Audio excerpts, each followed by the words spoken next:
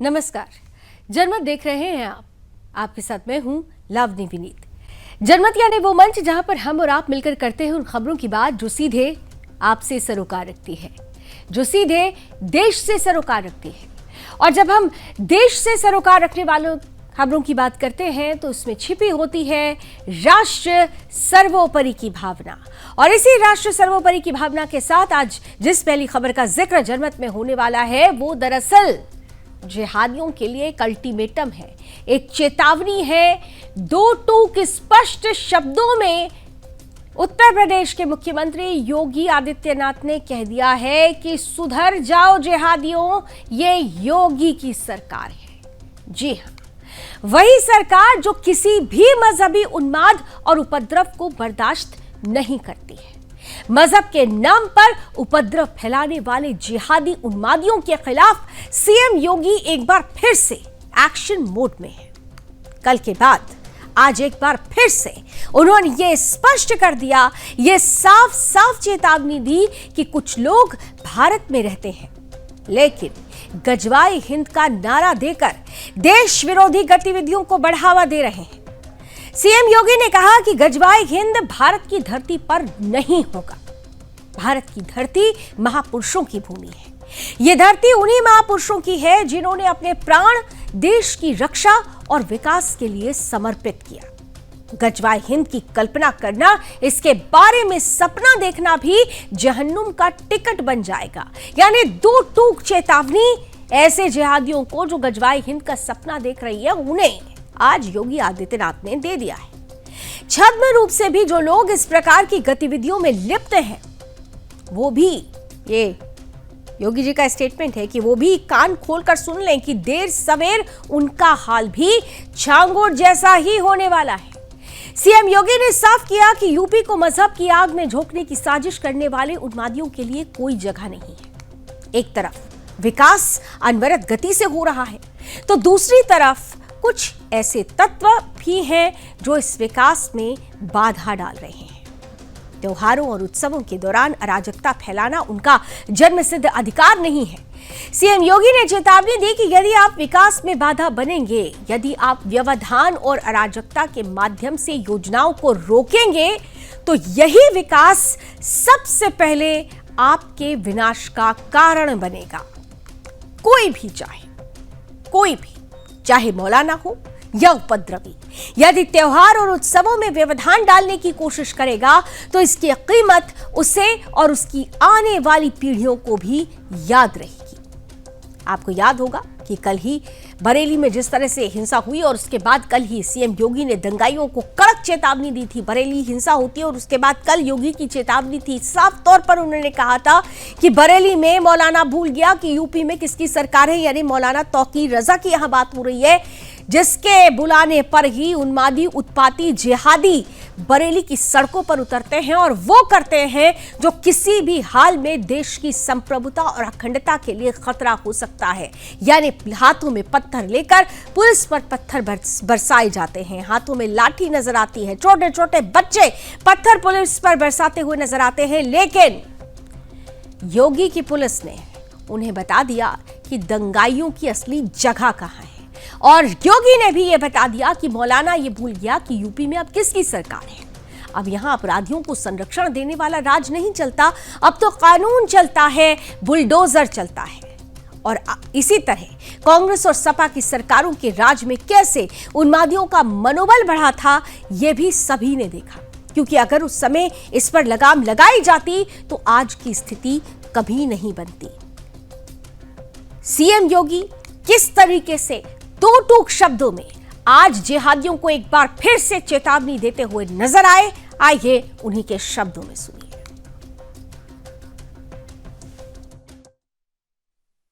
कुछ लोग रहते भारत में हैं, लेकिन गजवाए हिंद का नारा लेकर के भारत के अंदर राष्ट्र विरोधी गतिविधियों को बढ़ावा देने का कुत्सित कार्य कर रहे हैं।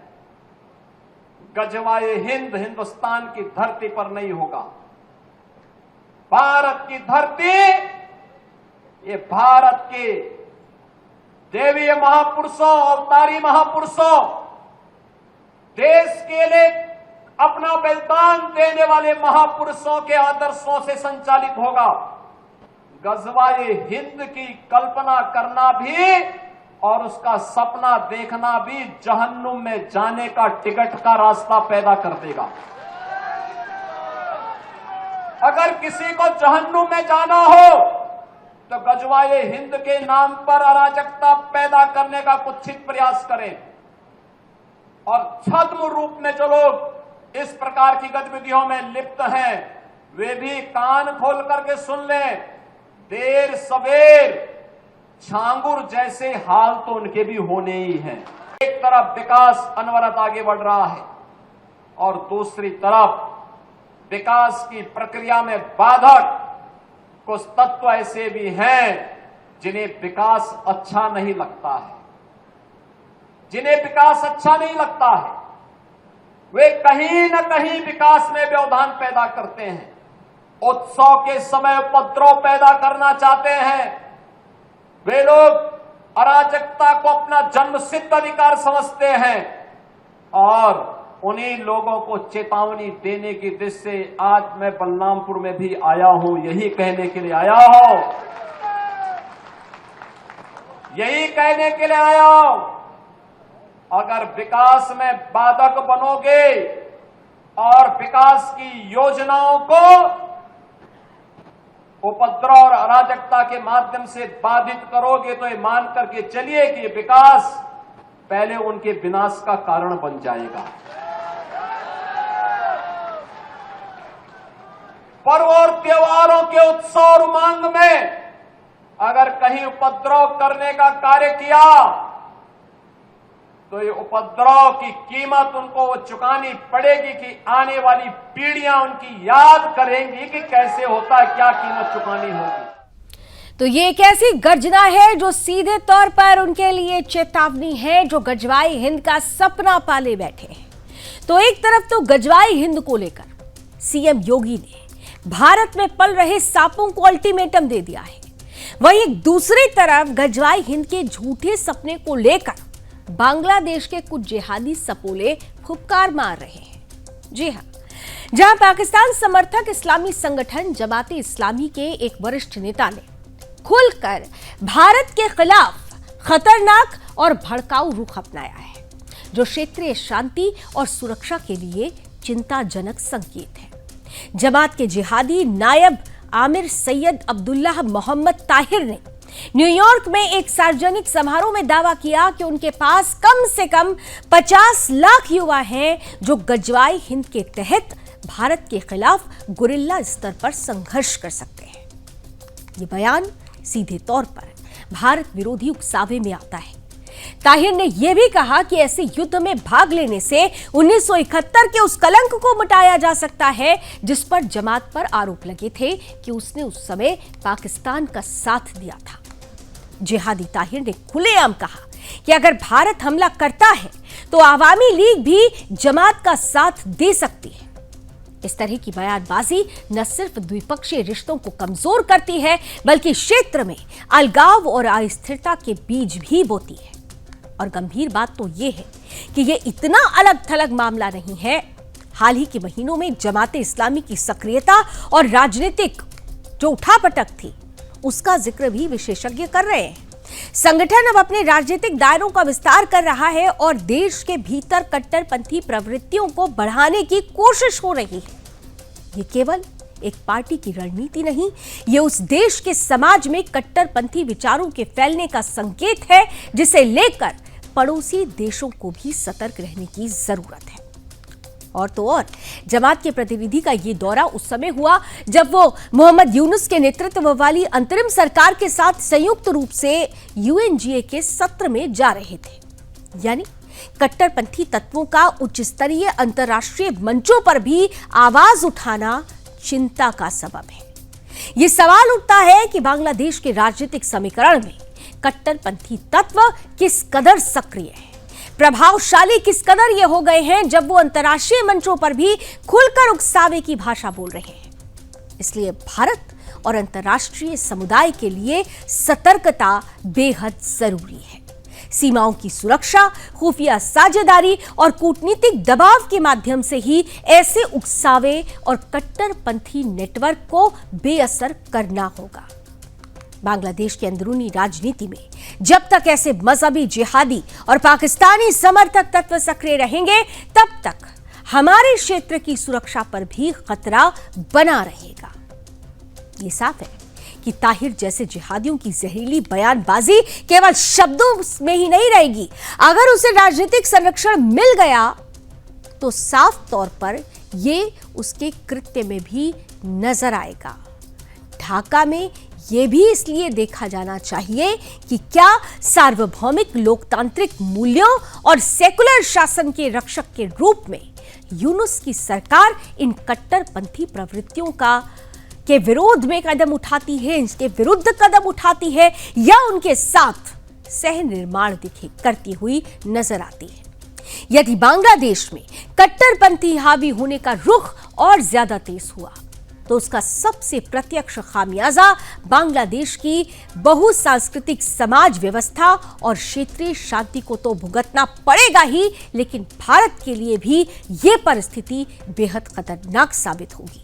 इसलिए भारत को भी ऐसी परिस्थितियों पर नजर बनाए रखना होगा और ऐसे जिहादी तत्वों के खिलाफ जो अंतर्राष्ट्रीय मंच पर भी भारत के खिलाफ जहर उगल रहे हों, जो मन में मंशा भारत विरोधी रखते हों, तो ऐसे लोगों के खिलाफ सख्त से सख्त रुख अपनाने की आवश्यकता आन पड़ी है।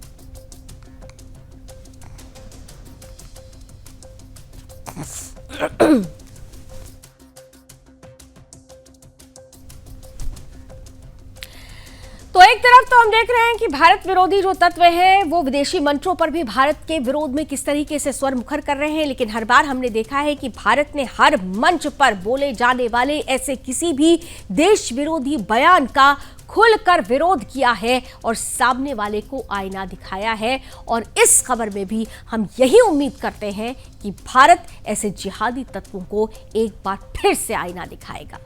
बात आईना दिखाने की हो रही है तो इन दिनों बिहार की राजनीति का जो चुनावी आईना है वो बड़ी अलग तरीके से चमक रहा है, क्योंकि यहां तो कुछ ऐसी परिस्थितियां पैदा हो गई हैं जो कई सवाल खड़े करती हैं।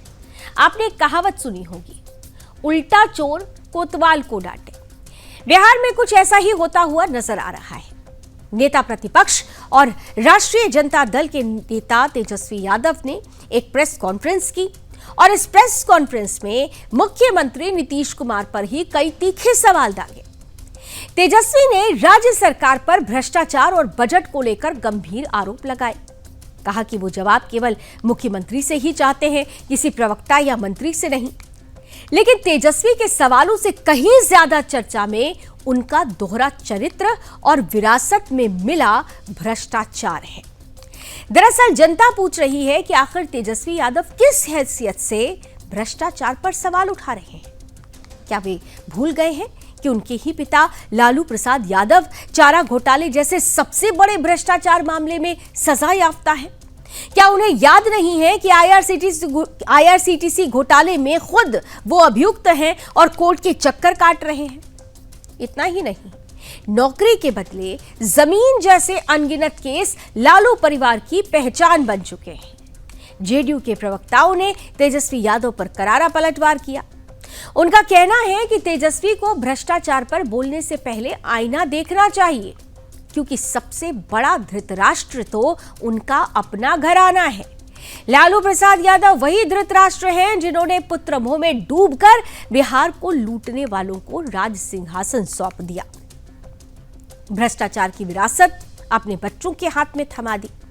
याद कीजिए, 90 के दशक से लेकर 2005 तक लालू राबड़ी राज में बिहार की किस तरह से परिस्थिति थी, बिहार को किस तरह से लूटा गया था। अपराध, भ्रष्टाचार और जातिवाद की आग में राज्य को झोंक दिया गया था। अस्पतालों में दवाइयां नहीं थी, स्कूलों में शिक्षक नहीं थे, विकास की जगह पलायन की ही बाहर थी और पलायन को ही बिहार की पहचान बना दिया गया था। ये सब कुछ हुआ लालू यादव के उसी शासन में जिसे जंगल राज करार दिया गया। लेकिन हैरानी की बात तो यह है कि उसी परिवार के वारिस आज भ्रष्टाचार पर सवाल उठा रहे हैं। तेजस्वी यादव चाहे कितनी भी प्रेस कॉन्फ्रेंस कर लें, लेकिन बिहार की जनता भूलने वाली नहीं कि जिनके पिता कोर्ट से सजा याफ्ता है, जिन पर खुद दर्जनों केस चल रहे हों, जिनके पूरे परिवार पर बेनामी संपत्तियों का आरोप हो, वो किसी और पर भ्रष्टाचार का इल्जाम आरोप लगाएं तो यह हास्यास्पद सा लगता है। सच यही है कि तेजस्वी की राजनीति केवल आरोपों और भ्रम फैलाने तक सीमित है। यह भी ध्यान देने योग्य है कि लालू यादव खुद धृतराष्ट्र की तरह है, जिन्होंने अपने नाबालिग बेटों को सत्ता का उत्तराधिकारी बनाने के लिए न केवल पार्टी बल्कि पूरे बिहार को दांव पर लगा दिया।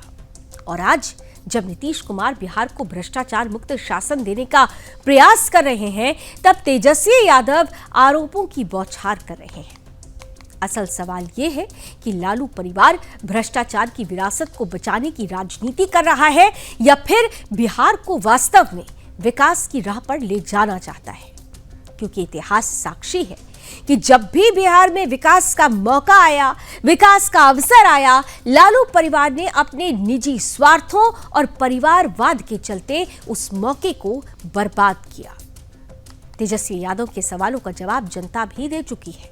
हर चुनाव में उन्हें नकार कर बिहार की जनता जानती है कि जो परिवार खुद भ्रष्टाचार की दलदल में फंसा हो, उसे किसी और पर आरोप लगाने का नैतिक अधिकार नहीं है।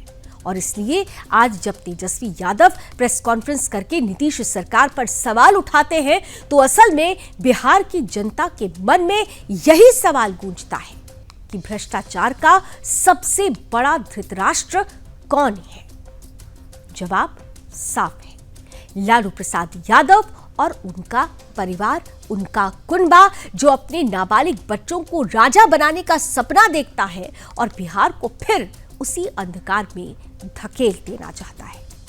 आरोप प्रत्यारोप की ये राजनीति बिहार को कहां और किस तरह आगे दिलचस्प बना रही है चुनावी लिहाज से, आरोपों की ये झड़ियां आइए आपके सामने भी रखते हैं।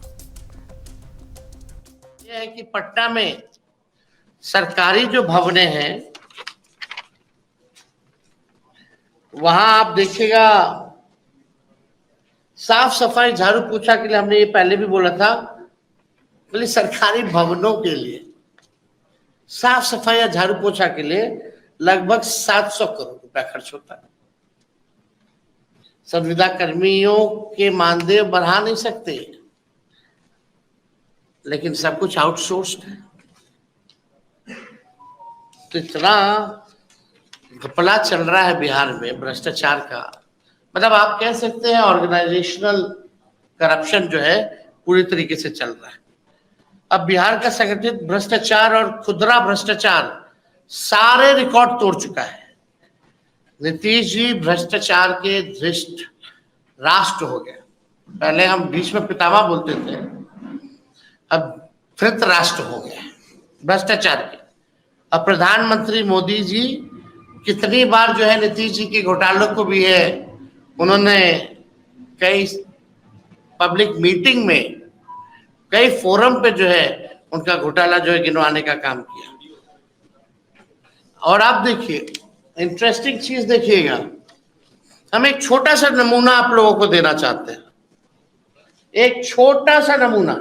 तेजस्वी जी अपना चेहरा देखा है, दागदार है, 420 का आरोप है, आईआरसीटीसी घोटाले के खुद अभियुक्त हैं, पिता चारा घोटाला के सजा याफ्ता हैं, नौकरी के बदले जमीन, मॉल जैसे दर्जनों केस लालू परिवार की पहचान है।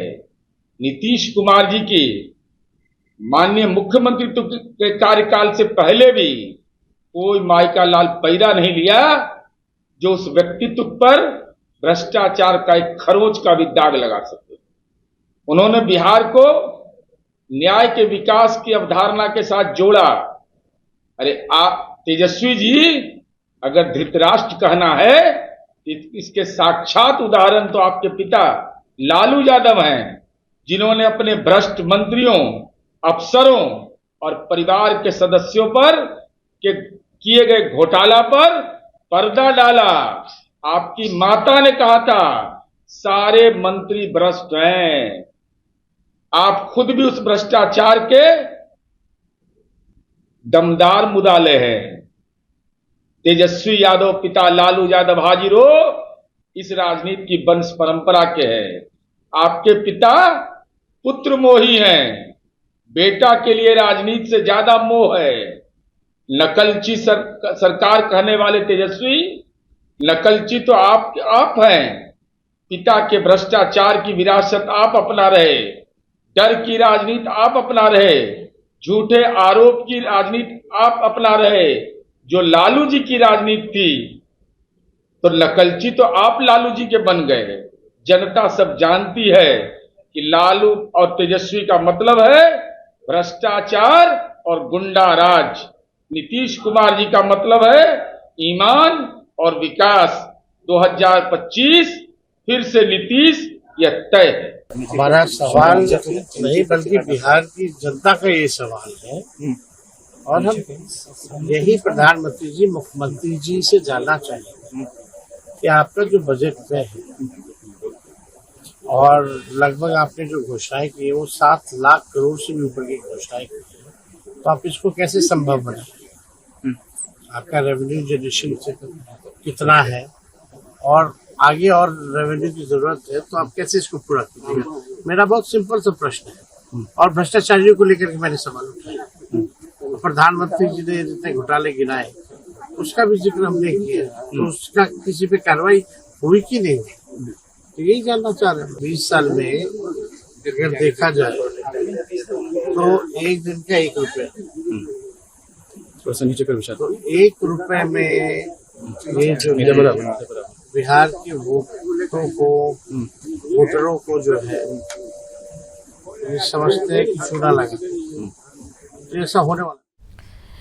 तो बड़ी दिलचस्प राजनीति होती जा रही है। बिहार की आरोप प्रत्यारोप है और इन सब के बीच में जिस तरीके से अब भ्रष्टाचार का जिन निकला है, ये तो बिहार की जनता ही तय करेगी कि आखिर में भ्रष्टाचार का असली धृतराष्ट्र है कौन।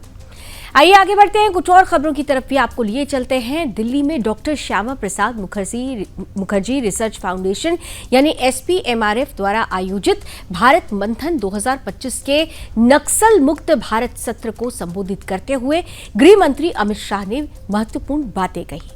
केंद्रीय गृह मंत्री अमित शाह ने कहा कि सरकार का लक्ष्य 31 मार्च 2026 तक देश को पूरी तरह से नक्सलवाद से मुक्त करना है। उन्होंने स्पष्ट किया कि सिर्फ हथियारबंद नक्सली गतिविधियों का अंत ही समाधान नहीं है, बल्कि इसके पीछे छिपे वैचारिक, कानूनी और वित्तीय समर्थन को भी खत्म करना होगा। यानी उनका इशारा सीधे अर्बन नक्सलिज्म की तरफ था कि यानी नक्सलियों के साथ साथ उस अर्बन नक्सल को भी खत्म करना होगा। अमित शाह ने कहा कि नक्सलवाद का वैचारिक पोषण समाज के कुछ वर्गों द्वारा किया जाता है और जब तक ऐसे लोगों को समाज से अलग कर उनकी सोच को बदला नहीं जाता, तब तक ये लड़ाई अधूरी है। उन्होंने कहा कि नक्सलवाद के दोनों पहलू हैं, सुरक्षा और विकास, दोनों पर ही एक साथ काम करना होगा, तभी स्थायी समाधान संभव हो सकेगा। क्या कुछ उन्होंने कहा, आप भी सुनिए।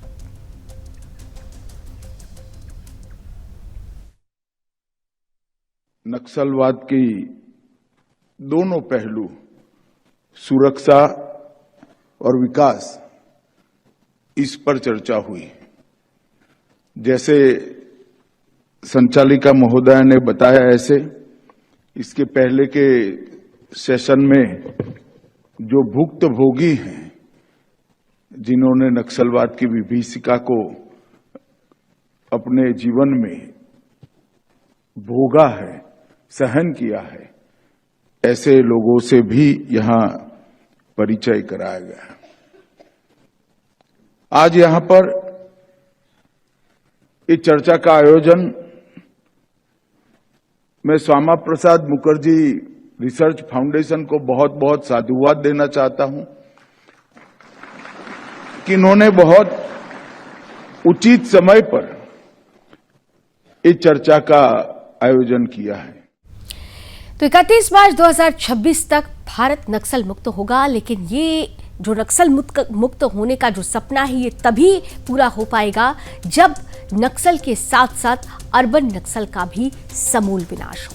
हरियाणा के गुरुग्राम से खबर आई, जहां टिकली गांव में एक बड़े विवाद को लेकर हिंदू और चर्च डेलीगेशन आमने सामने आ गए। यहां कई बीघा जमीन पर चर्च बनाने की कोशिश चल रही थी, लेकिन इसको लेकर गांव में हिंदू महापंचायत बुलाई गई। दरअसल इस महापंचायत में जब चर्च पक्ष की ओर से ये जय मसीहा का घोष किया गया तो संघ के लोगों ने बीच में ही उसे रोक दिया। माहौल तनावपूर्ण हो गया और पंचायत ने साफ शब्दों में कह दिया कि किसी भी कीमत पर टिकली गांव की जमीन पर चर्च का निर्माण नहीं होने दिया जाएगा। वास्तव में पंचायत का रुख बेहद सख्त रहा। हिंदुओं ने एकजुट होकर घोषणा की कि गांव की धार्मिक और सांस्कृतिक विरासत के खिलाफ किसी भी प्रकार का ढांचा तैयार नहीं होने दिया जाएगा। चर्च के प्रतिनिधियों की उपस्थिति में यह टकराव खुलकर सामने आया। इस दौरान पंचायत की ओर से स्पष्ट किया गया कि टिकली गांव की जमीन पर चर्च निर्माण की अनुमति नहीं दी जाएगी, क्योंकि पहले चर्च निर्माण होगा, फिर मिशनरी एक्टिव होंगे और फिर यहां धर्मांतरण का वही षड्यंत्र, वही नंगा खेल शुरू हो जाएगा। और अगर गांव की अस्मिता को बचाना है, अगर हिंदुओं को बचाना है, तो ऐसे धर्मांतरण के पिशाचों के खिलाफ आवाज बुलंद करनी होगी। और यही किया इस गांव के यानी टिकली गांव की महापंचायत ने। और टिकली गांव के लोगों ने साफ तौर पर कहा कि जमीन पर चर्च निर्माण की अनुमति कतई नहीं दी जा सकती। इस समय मैं दिल्ली से करीब 20 से 25 किलोमीटर दूर गुरुग्राम के एक टीकली गांव के अंदर मौजूद हूं। और ये टीकली गांव के अंदर आप देखिए तमाम इलाके के आसपास के इलाके के गांव के लोग भी आज यहां पर इकट्ठा हुए हैं। और इकट्ठा क्यों हुए हैं ये हम आपको आगे की वीडियो में भी दिखाएंगे, क्योंकि इस गांव के अंदर तमाम जितने भी लोग हैं वो सारे हिंदू परिवार हैं। और आखिरकार करीब 10 बीघे से ज़्यादा के अंदर जो है एक चर्च का निर्माण क्यों किया जा रहा है, इसी को लेकर आज यहाँ के लोगों ने जो है वो ये हिंदू महापंचायत का आयोजन किया है। तमाम इलाके के अलग अलग लोग जो हैं वो इसके अंदर शामिल हैं। उनसे ही पूछते हैं कि आखिरकार क्यों यहाँ इस इलाके के अंदर तो जो है पूरा हिंदू बहुल्य गांव है, लेकिन उसके अंदर ये करीब 10 बीघा के अंदर जो है वो चर्च का निर्माण किया जा रहा है। आज गांव टीकली में चर्च बना रहे उनके खिलाफ हमारे गांव टीकली में अकलीपुर गांव की पंचायत, नूरपुर की पंचायत, बादशाहपुर की पंचायत, बास की पंचायत, अकलीपुर की पंचायत और आसपास से आए सरदार लांबी का बाद से पंचायत आई, भांगरोला से पंचायत आई, सभी बागणकी से पंचायत आई। सभी हिंदू भाई हैं जो एकत्रित हुए हैं। ये चर्च यहाँ जो बन रहा है इसको ना बनाने के हक में सरकार से अनुरोध है हमारा, भारत सरकार से और हरियाणा सरकार से। ये हिंदू बहुल क्षेत्र है, इसमें ये चर्च नहीं बनाया जाए। ना ही कोई यहाँ क्रिश्चियन की आबादी है। और ये धीरे धीरे करके यहाँ धर्म परिवर्तन के चक्कर में इन हिंदुओं को टारगेट बनाया जा रहा है, इस गांव को टारगेट बनाया जा रहा है। ये ना बने यहाँ, ये सरकार से अनुरोध है हमारा। मतलब इस गांव के अंदर जो है कितने लोग इसमें हिंदू परिवार हैं और कितने ईसाई हैं? देखिए जी, ये हमारी बादशाहपुर विधानसभा का टीकली गांव सबसे बड़ा गांव है, सबसे ज़्यादा वोट बैंक है इस गांव में। और हमारे आसपास के गांव में, ना कि सिर्फ टीकली गांव में, मैं अकलीमपुर गांव से सरपंच हूं और मैं आपको बताना चाहूँगा कि आसपास के किसी भी गांव में एक भी क्रिश्चियन समुदाय का परिवार नहीं है, एक भी सिंगल कोई आदमी यहाँ पर नहीं रहता। पता नहीं क्यों और किस उद्देश्य से हमारे गांव को, हमारे इलाके को टारगेट किया जा रहा है। और हमें तो ये स्पष्ट दिखाई दे रहा है कि इनका उद्देश्य है, इन्होंने पहले ज़मीन खरीदी, उस पर बनाने की परमिशन ना गांव में किसी से पूछी, सरपंच से, पंच से, विधायक से, किसी से कोई अनुमति नहीं ली, आए और अपना सीधा इन्होंने काम बनाना शुरू कर दिया। जब गांव के लोग वहाँ इकट्ठा होकर गए तो कहते कि हम अपना यहाँ चर्च बना रहे हैं। तो हमारा टीकली गांव, अकलीमपुर गांव और आसपास की सभी गांव की सरदारी, समस्त गुरुगांव सरपंच एसोसिएशन, जिसका मैं सदस्य भी हूँ, हम यहाँ पर इकट्ठा हुए हैं। और इस कार्य को रोकने के लिए हम इकट्ठा हुए हैं कि हम सब ने अब ये अपना मन बनाया है और हमारी ये धारणा है कि हम यहाँ पर चर्च को नहीं बनने देंगे। हम नहीं चाहते कि हमारे आने वाले भविष्य में, हमारी पीढ़ियों में किसी भी तरीके से कोई धर्म का परिवर्तन हो या हमारे बच्चे किसी गलत संगत में जाए। हम आए दिन न्यूज़ में देखते हैं हमारे आसपास के कितने ही क्रिश्चियन स्कूल बने हुए हैं, आज हमारे बच्चों को वहाँ स्कूलों में हनुमान जी का कोई लॉकेट नहीं पहनने दिया जाता, हाथ से कलावे खोलकर फेंक दिए जाते हैं। क्यों ऐसा हो रहा है? क्या हिंदू एक ऐसी जाति जिसको टारगेट करना चाहते हैं लोग? नहीं, हम ऐसा बिल्कुल भी नहीं होने देंगे। हम यहाँ पर समस्त हमारे गांव के आसपास की सरदारी एक है और हम दिखा देंगे कि भले ही ये कानून हो, लेकिन हमारे इस एकता में बल है। हमारा आज हम बड़े प्यार से उनको बुलाए हुए हैं, हम उनसे बात करेंगे। हमारी बात को वो हम उम्मीद करते हैं कि माने। हम सरकार से भी उम्मीद करते हैं कि वो हमारा साथ दे। बनाना है जहाँ इनको अपना चर्च बनाए, जहाँ इनका समुदाय, हमें धर्म से कोई भी दिक्कत नहीं है। अपना जहाँ इनका समुदाय जहाँ रहते हैं वहाँ बनाए, लेकिन हम अपने इस इलाके में ऐसी गतिविधि बिल्कुल भी नहीं होने देंगे, हरगिज नहीं होने देंगे। देखिए ये लाइव जो पंचायत थी, यहाँ पर चर्च के लोग भी थे और यहाँ पर तमाम लोग यहाँ पर आए थे। ये आपकी जो पंचायत हुई है, इसके अंदर अब क्या फैसला लिया गया आप लोगों ने? हमारी पंचायत ने ये फैसला लिया है कि हमारा जो समाज है, हिंदू समाज है, ये यहाँ चर्च बनने से खिलाफ है और इनकी रिक्वेस्ट है कि यहाँ चर्च ना बनावे। और सरकार से भी यही रिक्वेस्ट है कि यहाँ हमारा अंदर दखलंदाज ना दे। ये धीरे धीरे करके वहाँ 400 होगा, 500 होगा, 10 तक यहाँ ये 1000 हो जाएगा और हमारा धर्म को बड़ी ठेस पहुँचेगी। इसलिए सरकार से, सेंटर से, हरियाणा सरकार से निवेदन है कि हमारे यहाँ चर्च को अनुमति नहीं दी जाए। हमने इन तक कोई द्वेष भावना नहीं है, बाकी हमारे यहाँ जो है ना मंदिर है और हमारा राम का, राधे का और कृष्ण का सब मंदिर है। हमारा सारा गांव वहाँ जाए। हमने ना हमारा इस एरिया में कोई ये मतलब जो है चर्च वाली कोई कम्युनिटी है तो इसको कहीं और जगह दी जाए, सरकार दे या ना दे। ये यहाँ चर्च हमारी सरदारी नहीं बनने देगी। कई जगह आखिरकार जब इस गांव के अंदर एक भी क्रिश्चियन नहीं है तो क्यों बनाई जाती है? ये साजिश है क्या कोई? देखो जी, साजिश है और ये साजिश छोटी नहीं है, बहुत बड़ी साजिश है। हम सब धर्मों का यहाँ सम्मान करते हैं, हमारा किसी से कोई द्वेष नहीं है, कोई लड़ाई नहीं है।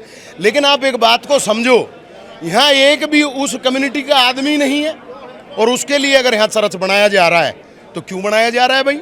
अब इसके पीछे क्या कारण है? किन लोगों की पॉलिसी है जो उठा करके यहाँ चर्च ला रहे हैं? यहाँ ईसाई हो, उनकी जनसंख्या हो तब तो कहा भी जाए। तो देखो जी, सबका सम्मान है, लेकिन इस चीज़ का हमारा कड़ा विरोध है कि अपना मर्जी जहाँ बनाए, लेकिन हमारी जगह पे हम नहीं बनने देंगे। यहाँ सरकार से भी हमारा ये निवेदन है कि इस मामले को संज्ञान में ले और इसको समझे। तो देखा आपने कि किस तरीके से हिंदू खड़े हो गए उसके खिलाफ, उस मिशनरी, उस चर्च के खिलाफ जो साफ तौर पे हिंदुओं की अस्मिता यानी उस गांव को, हिंदू गांव को अपने जद में लेना चाह रहा था। और यही वजह रही कि यहाँ के गांव वालों ने, टिकली गांव ने इस बात को समझा और साफ तौर पर ऐसे किसी भी चर्च निर्माण को रोक दिया जो आगे चलकर धर्मांतरण का सबसे बड़ा अड्डा बनता।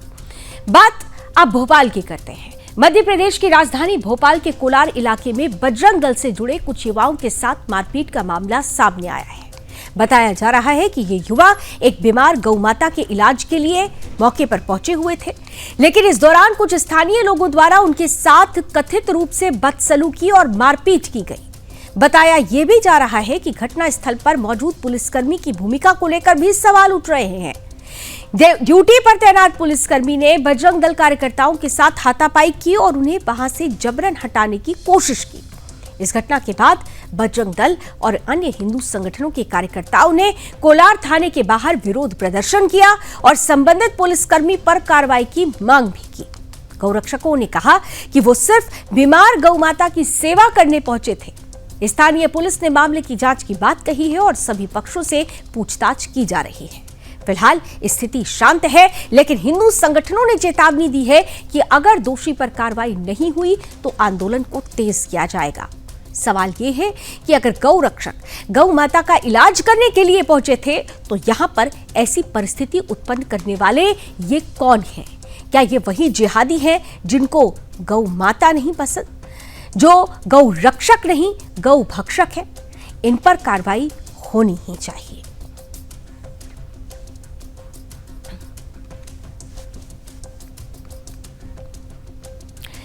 इधर भारत नेपाल सीमा पर रक्सौल में एक बार फिर घुसपैठ की बड़ी कोशिश को नाकाम कर दिया गया है। सतर्कता के चलते एक नाइजीरियन नागरिक को गिरफ्तार किया गया जो फर्जी दस्तावेजों के जरिए भारत में प्रवेश करने की कोशिश कर रहा था। जानकारी ये कह रही है कि आरोपी नाइजीरियन नागरिक ने पासपोर्ट संबंधी दस्तावेजों में कई गड़बड़ियां कर रखी थी। अधिकारियों को पासपोर्ट सत्यापन के दौरान संदेह हुआ, जिसके बाद गहन जांच की गई। पूछताछ में सामने आया कि वो अवैध रूप से भारत में घुसने की योजना बना रहा था। फिलहाल उससे पूछताछ की जा रही है और आगे की कानूनी कार्रवाई भी जारी है।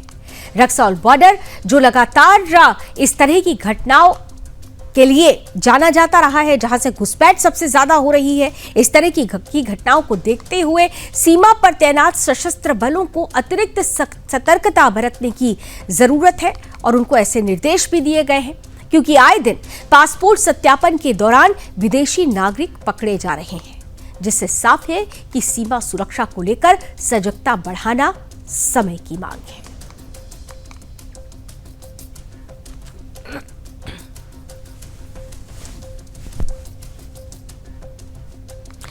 और आइए अब बात कर लेते हैं राष्ट्रीय राजधानी दिल्ली की। दिल्ली के संगम विहार से खबर आई, जहां रात के 12 बजे एक जिहादी लड़के और एक हिंदू लड़की को संदिग्ध स्थिति में घूमते हुए देखा गया। यह घटना इलाके में सुरक्षा और सामाजिक परिस्थितियों पर गंभीर सवाल खड़े करती है। दरअसल ये वीडियो स्पष्ट रूप से दिखाता है कि दक्षिणी दिल्ली यानी साउथ दिल्ली, विशेषकर संगम विहार क्षेत्र में जिहाद की सक्रियता, लव जिहाद की सक्रियता किस हद तक पहुंच चुकी है। हिंदू लड़कियां लगातार इन गतिविधियों का शिकार हो रही हैं और कानून के बावजूद भी ये लोग बेखौफ होकर अपनी मनमानी कर रहे हैं। वास्तव में सुरक्षा टीम ने रात के समय इस जोड़ी का पीछा किया और उन्हें पेट्रोल पंप चिराग दिल्ली में पकड़ लिया। इस कार्रवाई से प्रमाणित होता है कि इलाके में सुरक्षा निगरानी अत्यंत जरूरी है और नागरिक भी सतर्क रहें। एजेंडे के तौर पर यह साफ है कि ये लव जिहादी लगातार हिंदू लड़कियों को निशाना बना रहे हैं और कानून की परवाह किए बगैर अपनी गतिविधियों को अंजाम दे रहे हैं। ये मामला दिल्ली की सुरक्षा व्यवस्था पर सीधे सवाल खड़ा करता है। न केवल प्रशासन को सतर्क होने की जरूरत है, बल्कि समाज को भी सतर्क होने की जरूरत है। हिंदू समाज को भी अपनी बेटियों को सजग करने की जरूरत है।